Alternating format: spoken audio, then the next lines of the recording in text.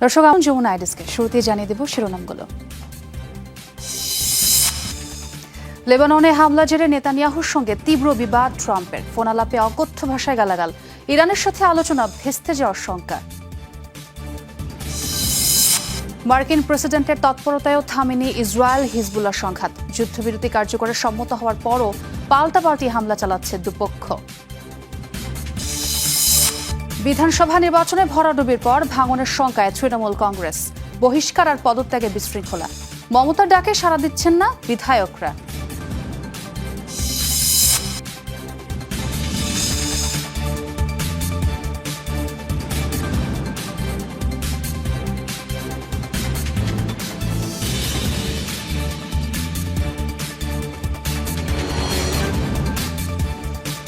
দর্শক, শিরোনামগুলো দেখছিলেন। আন্তর্জাতিক সব শীর্ষ খবর নিয়ে সঙ্গে আছে আমি ছোঁয়া খন্দকার। বেনিয়ামিন নেতানিয়াহুর সাথে তীব্র বিবাদে জড়িয়েছেন ডোনাল্ড ট্রাম্প। ইসরায়েলের প্রধানমন্ত্রীকে ফোন করে রীতিমতো অকথ্য ভাষায় গালিগালাজ করেছেন মার্কিন প্রেসিডেন্ট, মূলত লেবাননে তেল আবিবের জোরদার হামলাকে কেন্দ্র করে। ইরানের সঙ্গে চলমান আলোচনা ভেস্তে যাওয়ার শঙ্কা তৈরি হওয়ায় ক্ষোভে ফেটে পড়েছেন ট্রাম্প।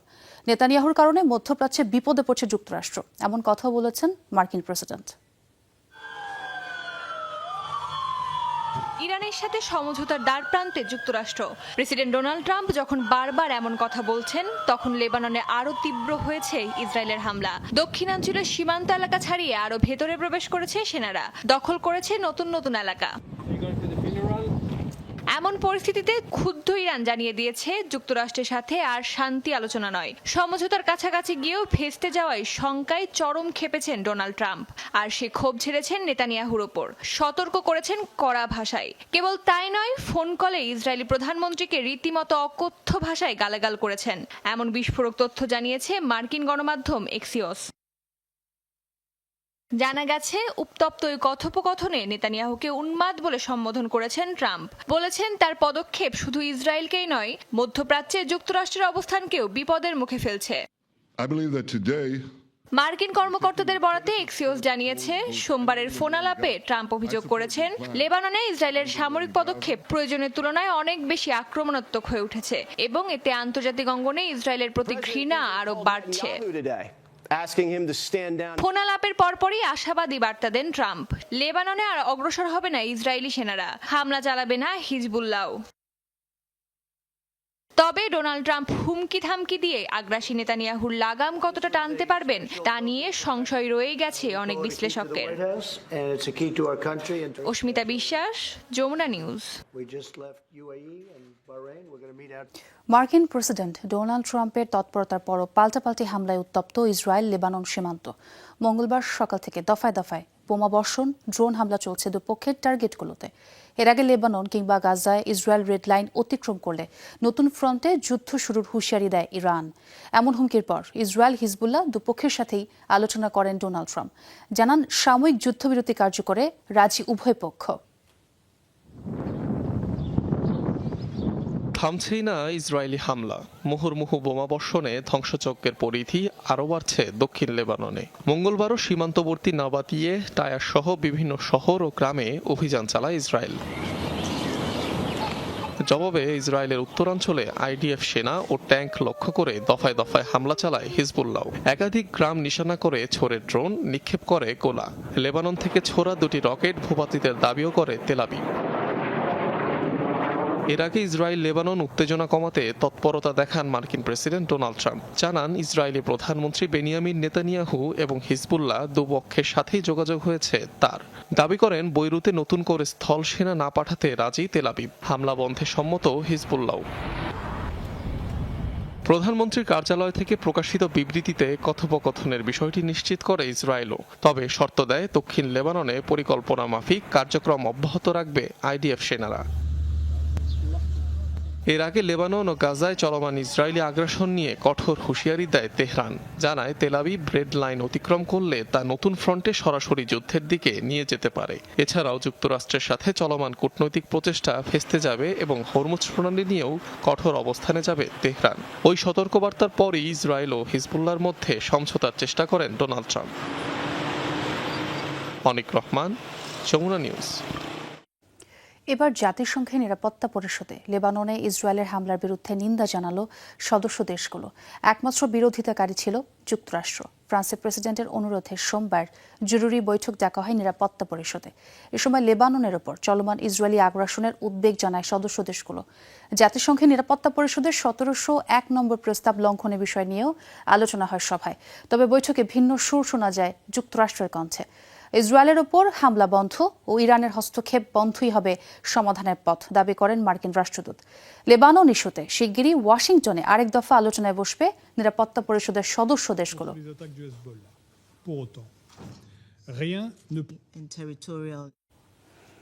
এক সপ্তাহের মধ্যেই যুদ্ধবিরতি সংক্রান্ত সমঝোতা হবে ইরানের সঙ্গে, এমন আশাবাদ জানিয়েছেন মার্কিন প্রেসিডেন্ট ডোনাল্ড ট্রাম্প। এবিসি নিউজকে দেওয়া সাক্ষাৎকারে তিনি বলেন, ওয়াশিংটন ও তেহরানের মধ্যে সমঝোতা হলে যুদ্ধবিরতি দীর্ঘায়িত হবে এবং হরমুজ প্রণালী পুনরায় খুলে দেওয়া হবে। এর আগে ইরানের সাথে শান্তি চুক্তি প্রস্তাবিত খসড়ায় তৃতীয় দফা সংশোধনের কথা জানায় হোয়াইট হাউস। খসড়া নিয়ে বিস্তারিত না জানালেও ট্রুথ সোশ্যালে দেওয়া পোস্টে ট্রাম্প দাবি করেন, চুক্তির জন্য মুখিয়ে আছে ইরান, তবে জনগণের অধিকার নিশ্চিত না হওয়া পর্যন্ত কোনো চুক্তিতে রাজি হবে না বলে জানিয়েছে তেহরান।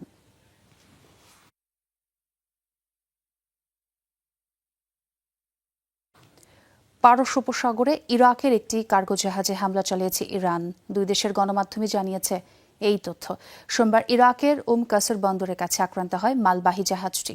পরপর দুটি বিস্ফোরণ ঘটে এটিতে। ক্ষতিগ্রস্ত জাহাজটির নাম সারিস্কা।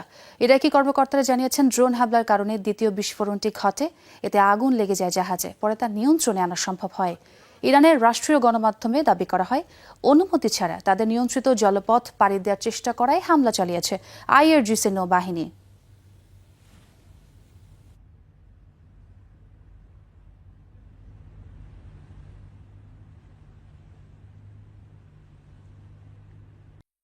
বিধানসভা নির্বাচনে ভরাডুবির পর অন্তর্কোন্দলে জেরে ভাঙনের শঙ্কায় পশ্চিমবঙ্গের তৃণমূল কংগ্রেস। সাবেক মুখ্যমন্ত্রী মমতা ব্যানার্জির ডাকে সাড়া দিচ্ছেন না দলের বিধায়করা। সবশেষ বৈঠকে ৮০ এমএলএর মধ্যে ৬০ জনই ছিলেন অনুপস্থিত। বহিষ্কার আর পদত্যাগে দলের মধ্যে তৈরি হয়েছে চরম বিশৃঙ্খলা। তৃণমূলের অভিযোগ, মামলা হামলার ভয় আর অর্থের লোভ দেখিয়ে ১৫ বছর ক্ষমতায় থাকা দলটিকে ভেঙে ফেলার চেষ্টা চালাচ্ছে বিজেপি। টানা ১৫ বছর যে দল পশ্চিমবঙ্গ শাসন করেছে, সেই তৃণমূল কংগ্রেস এবারের বিধানসভা নির্বাচনে রীতিমতো মুখ থুবড়ে পড়েছে। বিজেপির ঐতিহাসিক বিজয়ের নির্বাচনে মাত্র ৮০ আসনে জয় পেয়েছে দলটি। নির্বাচনে ভরাডুবির পর নতুন সংকটে রাজ্যের বর্তমান বিরোধীরা। ক্রমেই অন্তর্কোন্দল স্পষ্ট হচ্ছে দলটিতে। সাবেক মুখ্যমন্ত্রীর ডাকেও সাড়া দিচ্ছেন না দলের নবনির্বাচিত বিধায়করা।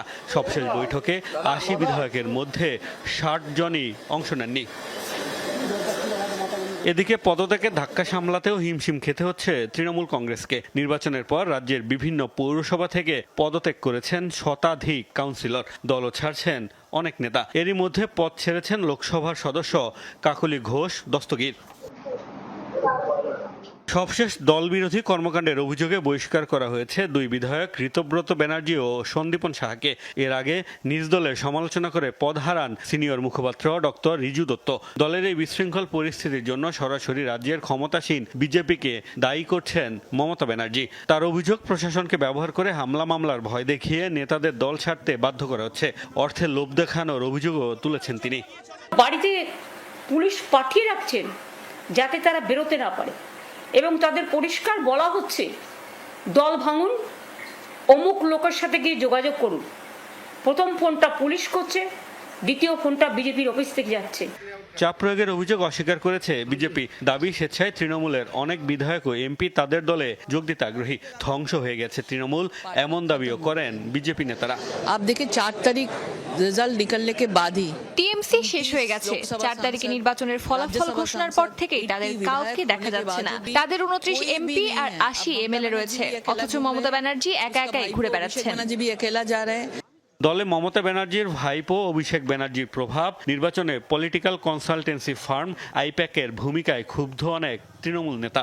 বিশ্লেষকরা বলছেন, দলে চলমান বিশৃঙ্খলার পেছনে সরকারি দলের চাপের পাশাপাশি মাঠ পর্যায়ে নেতাকর্মীদের এমন ক্ষোভেরও ভূমিকা রয়েছে। মোস্তফা মাহমুদ, যমুনা নিউজ। সীমানা নিয়ে ভারত নেপালের পুরনো বিতর্ক উস্কে দিয়ে ফের আলোচনায় নেপালের প্রধানমন্ত্রী বলেন্দ্র শাহ। সম্প্রতি দুই দেশের সীমান্তবর্তী অঞ্চল কালাপানি, লিপুলেক পাস এবং লিম্পিয়াথুরাতে ভারতের দখল অনুপ্রবেশ নিয়ে কথা বলেন তিনি। জানান, দীর্ঘদিনের বিরোধ মেটাতে নয়াদিল্লির কাছে একটি আনুষ্ঠানিক চিঠিও পাঠিয়েছে কাঠমান্ডু, যার জবাবও দিয়েছে ভারত। আবারও আলোচনায় জেনজি আন্দোলনের মধ্য দিয়ে মসনদে বসা নেপালের প্রধানমন্ত্রী বলেন্দ্র শাহ এ দফায় উস্কে দিয়েছেন শতাব্দী পুরনো ভারত নেপাল সীমান্ত বিরোধ। ঘটনার সূত্রপাত নেপাল, চীন ও ভারত সীমান্তের কেন্দ্রবিন্দু হিমালয়ের কৌশলগতভাবে গুরুত্বপূর্ণ ও সংবেদনশীল অঞ্চল কালাপানি, লিপুলেখ পাস ও লিম্পিয়াধুরাকে ঘিরে। রোববার পার্লামেন্টে সাংবাদিকদের প্রশ্নের জবাবে বলেন্দ্র শাহ জানান, সম্প্রতি নেপালের ভূখণ্ডে ভারতের দখল ও অনুপ্রবেশের বিষয়টি নজরে এনেছে প্রশাসন। যা নিয়ে আলোচনায় বসতে আনুষ্ঠানিকভাবে নয়াদিল্লির কাছে পাঠানো হয়েছে একটি কূটনৈতিক চিঠি। এরই মাঝে যার জবাব এসেছে ভারতের কাছ থেকেও। ভারতের পাশাপাশি বিরোধ মেটাতে চীন ও যুক্তরাজ্যের সাথেও আলোচনায় বসতে আগ্রহ প্রকাশ করেন প্রধানমন্ত্রী। প্রধানমন্ত্রীর এই বিতর্কিত মন্তব্যের পর ফের মাথাচাড়া দিয়ে উঠেছে সংবেদনশীল এলাকাটিকে নিয়ে চলতে থাকা দীর্ঘ ত্রিদেশীয় দ্বন্দ্ব। পরিস্থিতি সামাল দিতে একটি বিবৃতি প্রকাশ করেছে নেপালের পররাষ্ট্র মন্ত্রণালয়। সেখানে বলা হয়, আঞ্চলিক কিংবা রাষ্ট্রীয় কোনো মালিকানা নয়, বরং সীমান্তের নো ম্যানস ল্যান্ডে অনুপ্রবেশের বিষয়টি ইঙ্গিত করেছেন বলেন্দ্র শাহ। সম্প্রতি প্রধানমন্ত্রী হওয়ার পর আমি একটি বিষয় জানতে পেরেছি যা আপনারা শুনলেও অবাক হবেন। ভারত নেপাল সীমান্তের নির্দিষ্ট কিছু এলাকা নিয়ে বেশ জোরদার কিছু মতবিরোধ রয়েছে, যা নিয়ে উদ্বিগ্ন দুদেশই। আমরা আলোচনা, পারস্পরিক বোঝাপড়া ও বন্ধুত্বপূর্ণ আচরণের মধ্য দিয়ে এই সমস্যা সমাধানের চেষ্টা করছি। মূলত 1816 সালের অ্যাংলো নেপাল যুদ্ধ বা গোর্খা যুদ্ধ পরবর্তী সুগাউলি চুক্তির ভিত্তিতে দুদেশের সীমান্তবর্তী মহাকালী নদীকে নির্ধারণ করা হয়েছিল নেপালের পশ্চিম সীমানা হিসেবে। কিন্তু সে সময় নদীটির উৎস স্পষ্টভাবে উল্লেখ না করায় দ্বিমতে জড়ায় নয়াদিল্লি, কাঠমান্ডু। তবে চুক্তি পরবর্তী সময়ে বারবার মানচিত্রে পরিবর্তন আনে ব্রিটিশ ঔপনিবেশিকরা।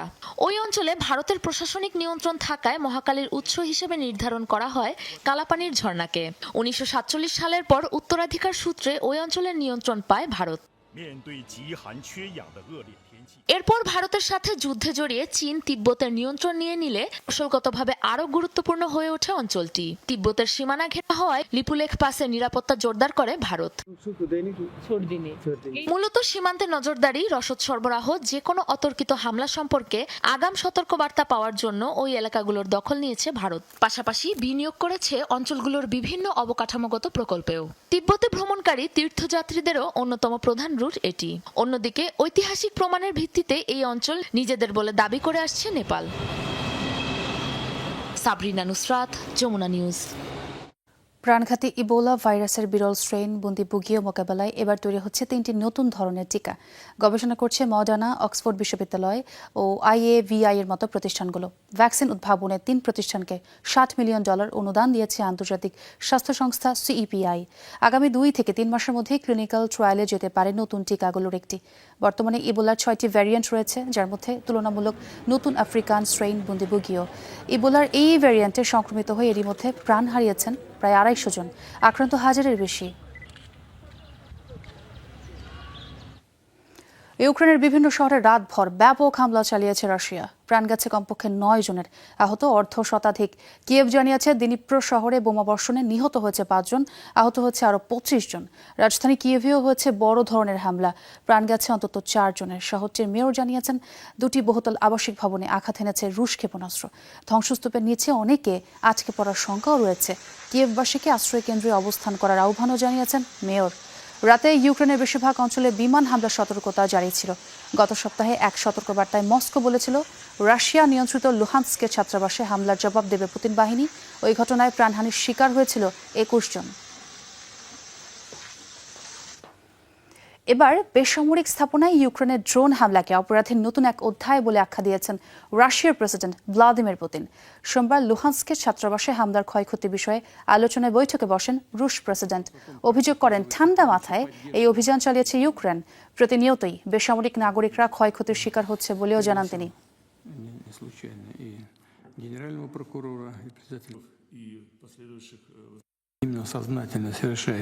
নিষ্পাপ শিশু কিশোরদের ওপর কিয়েভের নৃশংসতা শুধু অপরাধী নয়, বরং কাপুরুষতাও। এই সংঘাতকে তারা এক নোংরা পর্যায়ে নিয়ে গেছে। কিয়েভের শাসকেরা ঠান্ডা মাথায় এ পথ বেছে নিয়েছে, সুতরাং এর ভয়াবহ পরিণতি তাদেরই ভোগ করতে হবে। পেন্টাগনের সংবাদকর্মীদের প্রবেশে নিষেধাজ্ঞা দিয়েছে মার্কিন প্রতিরক্ষা বিভাগ। দপ্তরটির প্রেস অফিসকে সংবেদনশীল তথ্যের বিশেষ নিরাপত্তা এলাকা হিসেবে ঘোষণা করা হয়েছে। ফলে সংবাদকর্মীরা আর পেন্টাগনের মিডিয়া রুমে প্রবেশ করতে পারবেন না।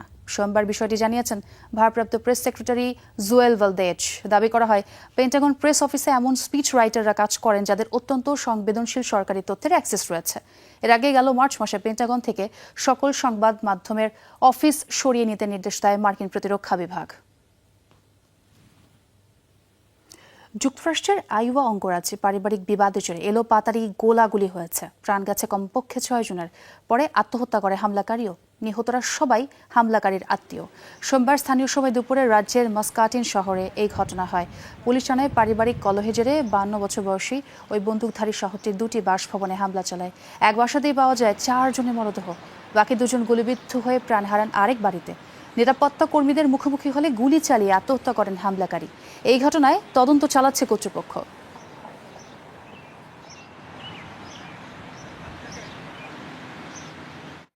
2013 সালের গণবিক্ষোভে হতাহতদের স্মরণে বিশাল সমাবেশ হয়েছে তুরস্কে।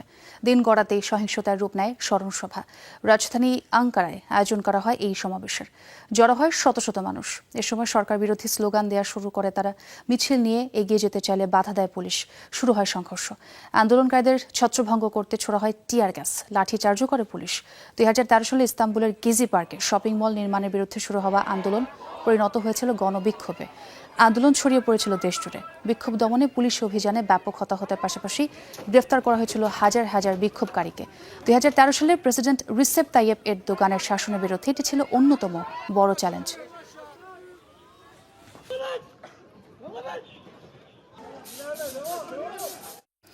কঙ্গোতে বিদ্রোহী গোষ্ঠীর আলাদা 2টি হামলায় কমপক্ষে 16 জন নিহত হয়েছেন। দেশটির পূর্বাঞ্চলীয় বেনি শহরে এই হামলা চালায় সশস্ত্র বিদ্রোহী গোষ্ঠী এডিএফ, যাদের সম্পৃক্ততা রয়েছে জঙ্গি গোষ্ঠী ইসলামিক স্টেটের সাথে। প্রথম হামলায় এনগাদি এলাকায় প্রাণ যায় 7 জনের, যাদের মধ্যে একজন সেনা সদস্য রয়েছে। এরপর নগিতে এলাকায় গোলাগুলি চালায় সশস্ত্র সন্ত্রাসীরা। সেখান থেকে উদ্ধার করা হয়েছে 9 জনের মরদেহ। কঙ্গোয় বছরের পর বছর ধরে চালানো হামলায় হাজার হাজার বেসামরিককে হত্যা করেছে এডিএফ। উগান্ডা ও কঙ্গোর সেনাবাহিনী বিভিন্ন সময় অভিযান চালালেও দমনও জানি গোষ্ঠীটির তৎপরতা।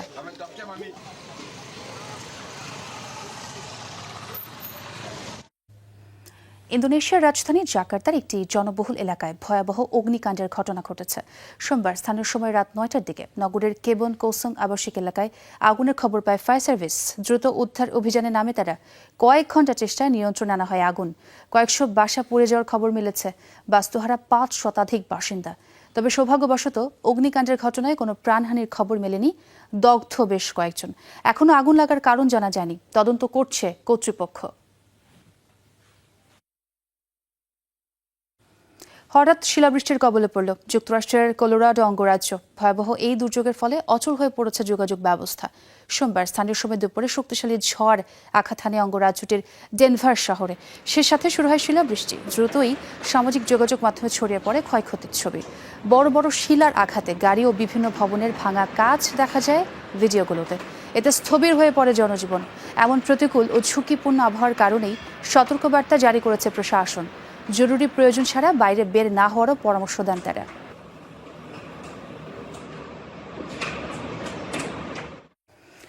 দর্শক, এই ছিল যমুনা আইডেস্কে। এতক্ষণ যারা সঙ্গে ছিলেন সবাইকে ধন্যবাদ।